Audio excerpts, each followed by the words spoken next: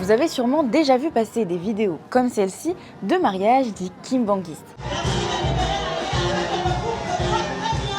Mais alors, qui sont ces hommes derrière ces costumes? Les kimbanguistes sont des chrétiens originaires de la République démocratique du Congo. Mais sur cette vidéo, on voit une chorégraphie, or il est strictement interdit de danser selon le code moral des kimbanguistes. Et ceux qui font ça, ce n'est pas des kimbanguistes. Il y a beaucoup de gens qui se disent kimbanguistes, mais ce n'est pas des kimbanguistes. Un vrai kimbanguiste, même au mariage, il ne peut pas danser. Pas de danse donc, mais dans leur communauté, on peut voir des défilés, un moment de partage avec une dimension spirituelle. On défile à l'église kimbanguiste pour louer notre Dieu, les glorifier, marcher devant lui, puisque nous on sait que notre Dieu est toujours présent là où on est. Cette jeune religion, rattachée au christianisme, a été créée le 6 avril 1921 par Simon Kimbangu dans un Congo sous domination des colons belges.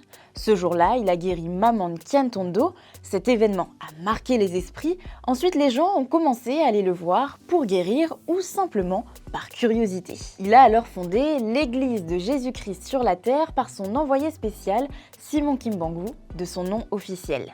Arrêté le 12 septembre 1921, Simon Kimbangu a été condamné pour incitation à la révolte et a passé 30 ans en prison jusqu'à sa mort en 1951. Cette église est aussi une manière de perpétuer son combat pour l'émancipation du peuple noir.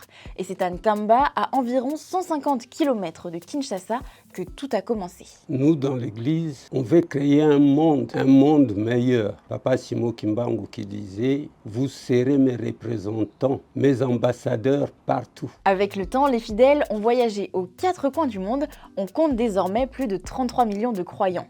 Mais alors, qui est véritablement leur Dieu? Nous, Papa Kimbangu est considéré chez nous comme Dieu, les créateurs de l'humanité. À la différence d'autres églises, un code moral régit les règles de la communauté.